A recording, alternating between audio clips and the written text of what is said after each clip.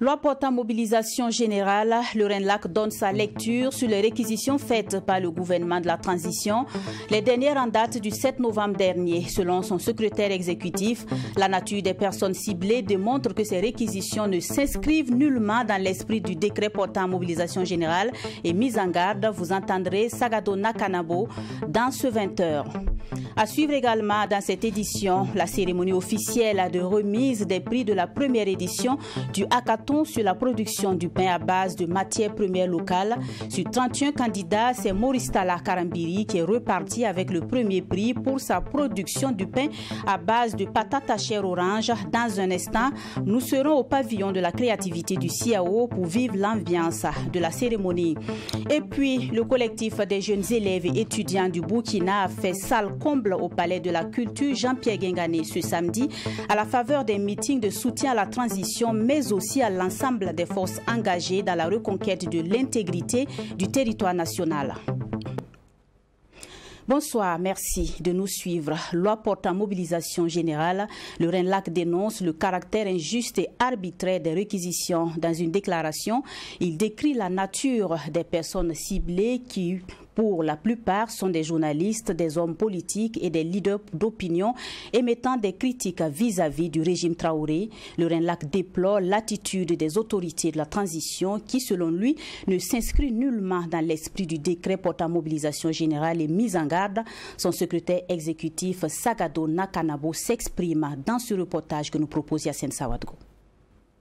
Ils sont entre autres des hommes politiques, des syndicats et des journalistes à être réquisitionnés ces dernières semaines pour aller au front en application avec le décret portant mobilisation générale et mise en garde pour leurs opinions critiques vis-à-vis du pouvoir. Cette forme de réquisition est dénoncée par le réseau national de lutte anticorruption. C'est une punition, c'est une sanction pour ceux qu'ils ont osé critiquer. C'est pour leur opinion. Donc, en ce moment-là, ces réquisitions-là sont des réquisitions sanctions. C'est des réquisitions pour les dire, si vous ne pouvez pas fermer vos bouches, on va vous envoyer au front. Donc, le front est devenu un purgatoire pour punir ceux qui osent parler. Je ne crois pas que c'est un tel front qui va nous faire avancer dans la lutte contre le terrorisme. On ne peut pas continuer à faire le silence dans un pays où on devrait s'entendre pour combattre l'ennemi commun qui est le terrorisme. Pour Sagado Nakanabo, cette manière de faire ne correspond nullement au décret portant mobilisation générale et mise en garde. Le RENLAC, à travers ses réquisitions, parle des réquisitions ciblées et invite les autorités de la transition à l'arrêt de ce que le RENLAC qualifie de répression comme mode de gouvernance. Si on utilise ce décret pour faire taire ceux qui veulent critiquer, pour faire taire ceux qui font des opinions qui objectent sur la gouvernance, c'est complètement à côté. On n'a pas fait le décret pour punir, on n'a pas fait ça pour réprimer, on n'a pas fait cela contre des gens qui ne se taisent pas, comme nous autres. On a fait le décret, selon nous, en tout cas ce qu'on a compris, c'est pour favoriser la lutte. Mais la mise en œuvre, en tout cas selon moi, ne va pas favoriser la lutte. Selon lui, tout Burkinabé doit être libre de ses pensées, mais en même temps interpelle le président de la transition. Tous ceux qui estiment qu'ils aiment ce pays-là doivent participer à l'observation, à la parole, mais ne pas abonder dans la pensée unique parce qu'une seule pensée ne va pas nous faire sortir de la guerre. À l'endroit du chef suprême de ce pays, pour moi, c'est lui le premier Burkinabé. Pour moi, c'est lui qui doit mettre l'ordre dans le pays. Et il ne doit pas accepter. Non seulement il a le droit, mais il a le pouvoir. Parce que si ces gens disent que c'est lui qu'ils soutiennent, il doit pouvoir les dire arrêtez. Dans la même foulée, il exhorte les autorités à garantir les libertés démocratiques individuelles et collectives et à prêter une oreille attentive aux interpellations citoyennes contre les manquements à la gouvernance, toutes choses nécessaires pour venir à bout du terrorisme. Nous allons à présent au pavillon de la créativité du CIAO où s'est tenue la cérémonie de remise des prix de la première édition du hackathon sur la production du pain à base de matières premières locales. Sur 31 candidats, dont 10 pour la phase finale, c'est Moristala Karambiri qui est sorti vainqueur de cette compétition avec son pain à base de patates à chair orange. Il repart ainsi avec un chèque de 2 millions de francs CFA, un trophée, une attestation. L'ambiance de la cérémonie est signée Bourema Madou. Avec son pain fait à base de patates douces à chair orange, Moristala Dakambiri remporte le premier prix à cette première édition du hackathon sur la production du pain à base de matières premières locales. Organisé par l'Agence de financement et de promotion des petites et moyennes entreprises, AFP-PME, cette compétition s'inscrit dans la politique du consommation local des autorités. Elle permet aux candidats de concevoir des solutions innovantes, pratique et fiable pour une utilisation des matières premières locales dans la production du pain. Selon le secrétaire général du ministère en charge du commerce, cette promotion du savoir-faire endogène permettra d'atténuer l'importation des matières premières pour la production du pain au Burkina Faso. Le prix du blé, qui connaît une flambée sans précédent, devient de plus en plus coûteux dans plusieurs pays. Je puis vous assurer qu'il existe de nombreuses possibilités d'incorporation des céréales cultivées localement pour produire du pain au Burkina Faso. Le principal avantage pour le consommateur réside dans la nutrition. Les céréales locales comme le mil, le sorgho, le manioc, le niébé, le riz, le maïs présentent un profil nutritif beaucoup plus complet que celui du blé, qui est le composant principal du pain blanc.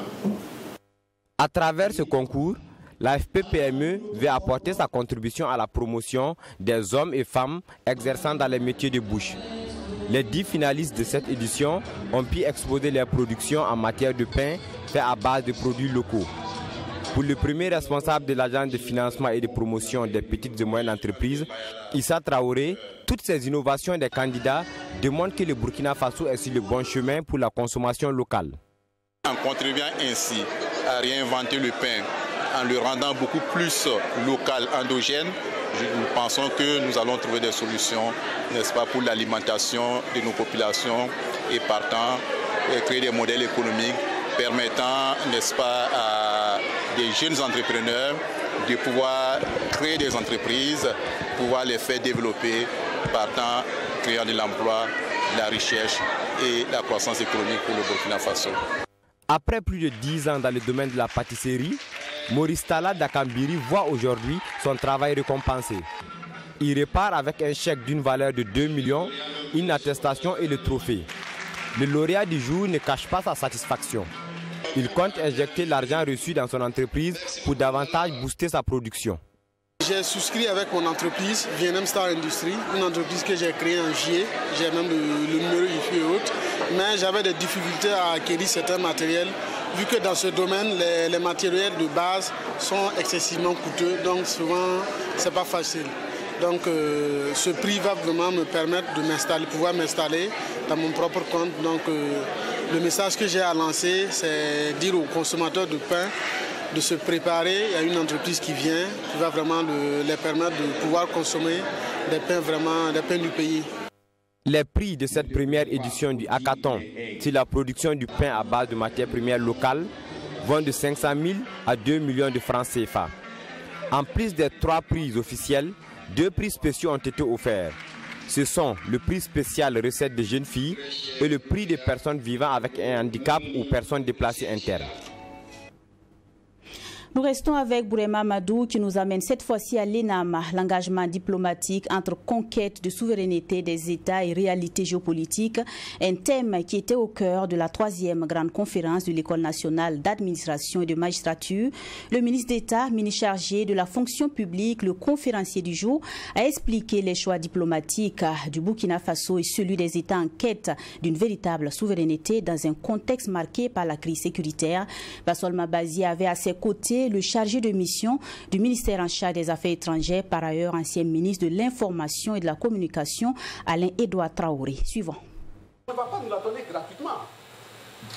On ne va pas nous la donner gratuitement. Et la question de la géopolitique... Le ministre d'État, ministre en charge de la fonction publique, n'est pas passé par 4 chemins pour expliquer les choix géopolitiques d'un État comme le Burkina Faso en quête de souveraineté dans un contexte influencé par les réalités géopolitiques. Pour le ministre Bassol Mabazi, la souveraineté d'un État s'obtient à travers de multiples sacrifices, car plusieurs conventions internationales censées protéger les États sont malheureusement bafouées par les grandes puissances dans le but d'assouvir leurs désirs de piller les ressources naturelles des pays comme le Burkina Faso.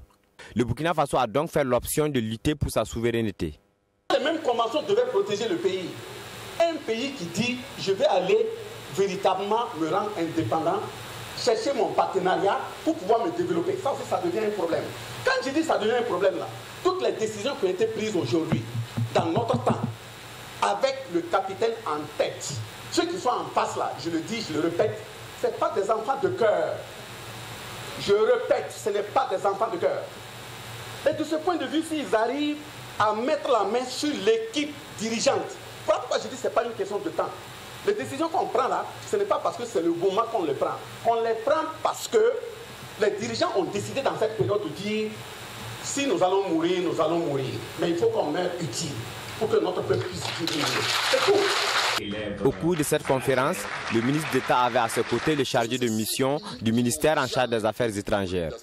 Alain-Edouard Traoré a tenu à faire comprendre aux énarques ainsi qu'à tous les participants à cette conférence les différentes qualités que doivent avoir les diplomates pour servir convenablement son pays.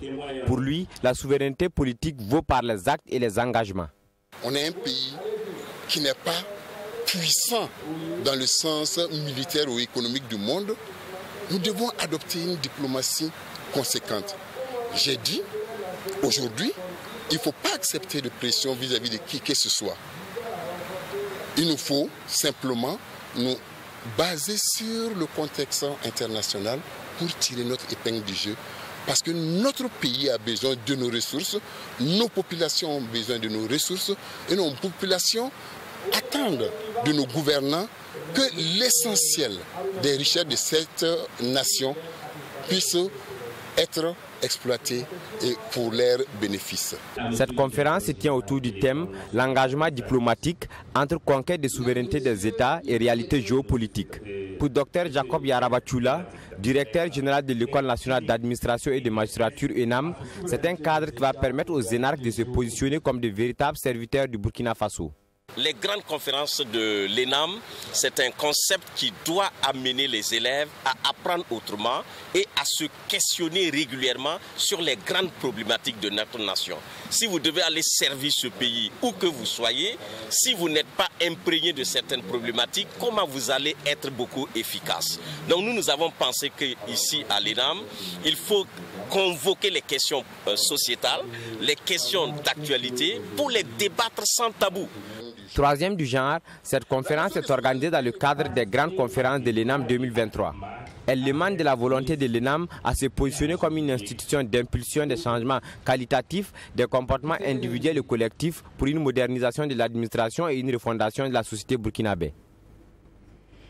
Ce samedi 11 novembre, le collectif des jeunes élèves et étudiants du Burkina a organisé un meeting de soutien à la transition et nous vous l'annoncions en titre.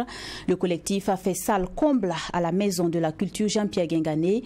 Ensemble, ils ont aussi témoigné leur soutien à l'ensemble des forces combattantes engagées dans la reconquête de l'intégrité du territoire national. L'ambiance avec Diassibo Ouba.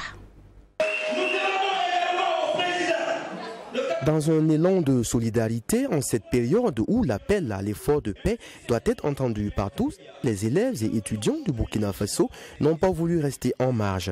C'est ainsi qu'ils se sont mobilisés pour apporter leur soutien à la transition conduite par le capitaine Ibrahim Traoré. Selon Ghislain Dabiré, étudiant, à travers ce grand meeting, les élèves et étudiants veulent prendre part à la reconquête du territoire. Aujourd'hui, nous sommes sortis pour donner de la voix, pour montrer à l'opinion nationale et internationale qu'en marge de cette lutte, les étudiants ne sont pas restés. Et donc, nous sommes tous engagés et nous pensons que le président peut compter avec nous.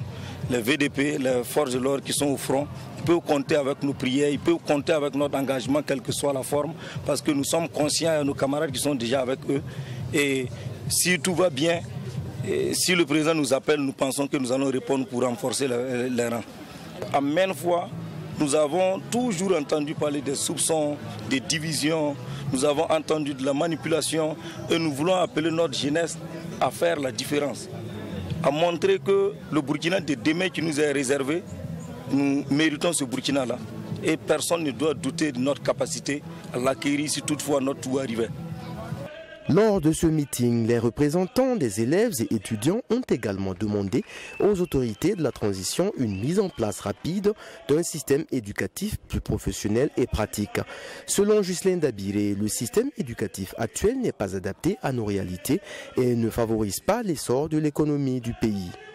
Nous demandons à ce qu'on puisse dès la base incorporer un système beaucoup plus scientifique, beaucoup plus mécanique, qui va tenir compte quand même des formations professionnelles au niveau supérieur pour permettre aux jeunes d'être beaucoup plus employables de façon indépendante. Et ça va permettre à cette jeunesse-là de se sentir vraiment fière à contribuer. Parce qu'aujourd'hui, tout ce qui est en train de nous arriver, on ne peut pas parler une, deux, trois fois sans évoquer la jeunesse qui chôme. Mais la jeunesse ne chôme pas parce que cette jeunesse-là veut chômer. La jeunesse chôme parce qu'il n'y a pas de porte de sortie. Au cours de cette mobilisation, le collectif a salué l'engagement et l'esprit patriotique de leurs camarades, élèves et étudiants qui ont massivement répondu à l'appel.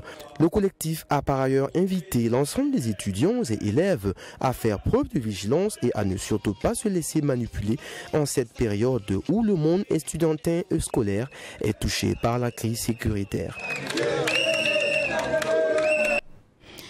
Au cours de l'année 2022, l'autorité de régulation de la commande publique a conclu 3142 marchés publics pour un montant de plus de 162 milliards de francs CFA.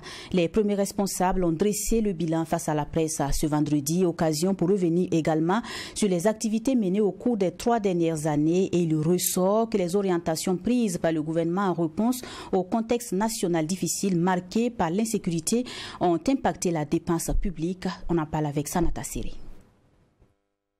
En 2022, l'autorité de régulation de la commande publique ARCOP a recensé au total 3142 marchés publics conclus par les ministères, les institutions et les autres structures déconcentrées de l'État. La valeur cumulée de ces marchés publics, selon l'ARCOP, s'élève à plus de 162 milliards de francs CFA. Le rapport de l'année 2021, lui, fait état de 5 379 marchés conclus contre 4 989 marchés en 2020. Dans le cadre du traitement des litiges liés au processus des marchés publics, ce sont plus de 1000 requêtes qui ont été examinées par l'organe de règlement des différends au cours de l'année 2022. L'évolution des recours faits auprès de l'organe de règlement des différends, par exemple, l'évolution de la nature de ces recours-là montre que quand même, les différents acteurs comprennent davantage leur rôle et les recours sont de plus en plus pointus. C'est sur des cas de plus en plus pointus qui demandent donc à être analysés. Ça montre que les acteurs maîtrisent davantage de plus en plus leur mission en matière de commande publique. Et ça montre également que les acteurs ont confiance au rôle que joue donc l'ARCOP au titre de la régulation donc de la commande publique. Dans le domaine de l'intégrité du système de la commande publique, l'ARCOP a assuré en 2022 le traitement des 4 cas de dénonciation et la réalisation d'une enquête sur recommandation de la mission d'audit indépendant. Alors qu'au cours des 2 années précédentes, ce sont 6 cas de dénonciation qui ont été traités et 3 missions d'enquête réalisées. Donc, ces 3 missions d'enquête, principalement, en fait, souvent, quand il y a des événements on est souvent saisi par dénonciation ou bien à travers la presse. Nous voyons qu'il y a des difficultés d'exécution concernant une infrastructure donnée. Donc, pour le cas présent, nous avons fait une descente sur le site de l'aéroport de Donsin lorsqu'il y a eu en fait l'incident pour vérifier, parce que je rappelle que dès qu'il y a eu les incidents, et les autorités contractantes chargées de ces projets-là ont été interpellées pour assumer leurs responsabilités par rapport à la prise en charge de ces événements. Il ne revient pas à l'ARCOP d'aller directement prendre en charge en fait ces incidents. C'est tout un process. Et à la fin, il y a des recommandations qui peuvent être faites. L'ARCOP a saisi l'occasion au cours de cette conférence de presse pour interpeller l'ensemble des acteurs, notamment sur la nécessité du renforcement substantiel du volume des marchés publics au niveau déconcentré et décentralisé, le renforcement des attributions de l'organe de règlement des différends et sur la définition d'une politique en matière de commandes publiques au Burkina Faso. L'ARCOP, faut-il le rappeler, est une autorité administrative indépendante qui a pour mission, entre autres, de définir des politiques en matière de marchés publics et de maintenir le système d'information relatif à la commande publique. La page santé de cette édition s'intéresse à la migraine et mal qui touche près de 11 millions de personnes, dont des adultes et des enfants. Il est important donc de distinguer le mal de tête qu'on appelle céphalée de la migraine. Pour en savoir davantage, une de nos équipes a rencontré le professeur Anselme Dabilgou, neurologue par ailleurs chef de service de neurologie au CHU Yalgado Ouedraogo. Il nous parle de la migraine, des causes, des conséquences, mais aussi du traitement dans ce reportage de Mamidriana Kamabou. C'est une maladie neurologique très mal connue du grand public. La migraine touche environ 11 millions de personnes dans le monde. Selon le neurologue professeur Anselme Dabilgou, la migraine est un mal de tête pulsatile causé par les crises. Elle est accompagnée parfois de nausées et de vomissements. Avec des problèmes de photophobie, c'est-à-dire que en regardant la lumière là, ça fait mal aux yeux, ce qu'on appelle la photophobie. Également le bruit là, ça fait très mal aux oreilles, ce qu'on appelle la sonophobie. Donc c'est une maladie neurologique chronique. Bien qu'elle ne dispose de cause, les crises migraineuses sont les conséquences d'une hyperexcitabilité. À en croire le neurologue, ce phénomène est lui-même lié à une prédisposition génétique. On va faire un scanner cérébral, on va faire une IRM cérébrale. Mais on se rend compte qu'il n'y a pas de cause. C'est certainement un problème génétique, génétique, parce que dans la famille, il y a un antécédent de migraine. La migraine, tout comme la céphalée, se manifeste par un mal de tête. Y a-t-il une différence entre les deux? Oui, la migraine, c'est un type de céphalée. Parce qu'on a des céphalées qui sont aiguës, qui peuvent être brutales. Et quand c'est comme ça, il faut voir, il y a une cause. Quand c'est brutal, aigu, on peut avoir une cause, notamment un accident vasculaire cérébral. Et on peut aussi avoir des céphalées chroniques qui peuvent évoluer par épisode. Une fois par semaine, 2 fois par semaine, 3 fois par semaine, qui se répètent de la même manière. Là, on peut parler de migraine. On a aussi des céphalées qui augmentent d'intensité au fur et à mesure, ce qu'on appelle les céphalées progressives. Et là, ça peut être lié à une tumeur du cerveau. Pour le professeur Dabilgou, le traitement de la migraine se repose sur la prise d'analgésiques. La prise de ces médicaments préventifs peut aider à gérer les migraines. Il y a ce qu'on appelle le traitement de la crise. Le traitement de la crise, la personne a mal, ça c'est le traitement de la crise. Il y a des médicaments qui sont réputés pour être des médicaments de la crise. Et il y a aussi le traitement de fond. Le traitement de fond, lorsqu'on a beaucoup de crises de migraine, donc le traitement de fond va viser à espacer les crises de migraine. Par exemple, quelqu'un qui a 10 crises de migraine par mois, lorsqu'on va mettre le traitement de fond, au lieu d'avoir 10 crises, ça va se limiter à 2 ou 3 crises par mois. Il faut noter aussi qu'un mal de tête peut survenir en raison du manque de sommeil, du stress ou encore de l'exposition à un bruit fort. Cependant, si ces maux de tête se répètent de manière rapprochée, le neurologue invite la population à prendre attache avec un spécialiste et d'éviter l'automédication. Nous sommes à quelques heures du mondial des moins de 17 ans et le chef de l'État encourage les jeunes et leurs encadreurs techniques. Dans une note qui leur est adressée, le capitaine Ibrahim Traoré invite nos jeunes étalons à être combatifs et conquérants afin de montrer au monde entier l'image d'une nation fière et résiliente, car c'est en cela qu'ils apporteront de la joie et un grand soulagement aux forces de défense et de sécurité et aux volontaires pour la défense de la patrie engagée pour la reconquête du territoire national.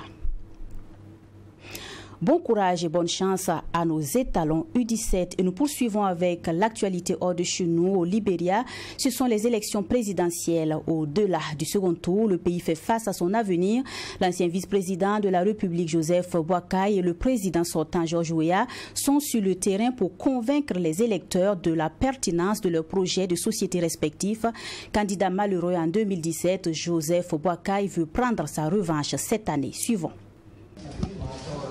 Candidat malheureux en 2017 lors de son face-à-face perdu au deuxième tour de la présidentielle contre Georges Weah, Joseph Boakai veut prendre sa revanche cette année. Pour tenter de battre le président sortant mardi, le septuagénaire joue la carte des alliances. Des candidats lui ont apporté leur soutien pour le deuxième tour, alors qu'au premier tour, il a déjà été soutenu par des barons locaux à l'image de l'ancien chef de guerre, Prince Johnson. Pour rallier du monde à sa candidature, Joseph Boakai a promis un gouvernement inclusif qui reflète la diversité politique, ethnique, régionale, religieuse et de genre dans son pays. À 78 ans, le leader du Parti de l'Unité propose aussi un plan de sauvetage national.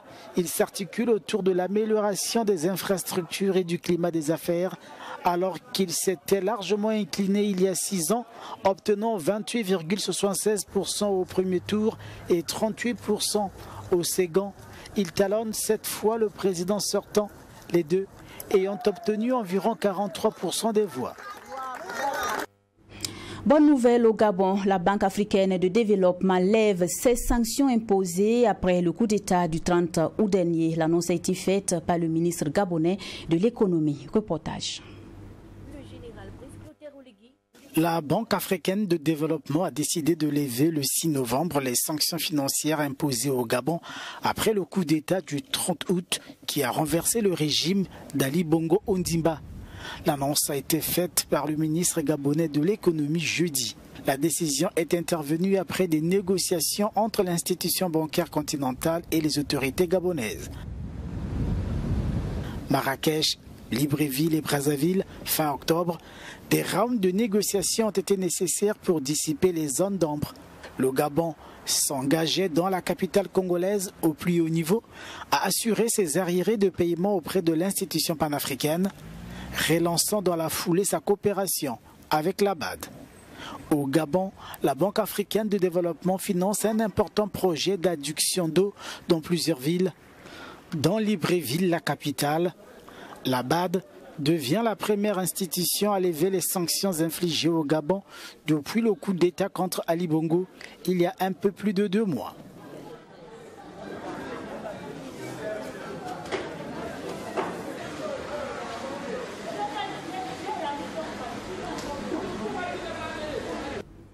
Et voilà qui met fin à cette édition. Merci à vous qui l'avez suivi. Excellent week-end à toutes et à tous.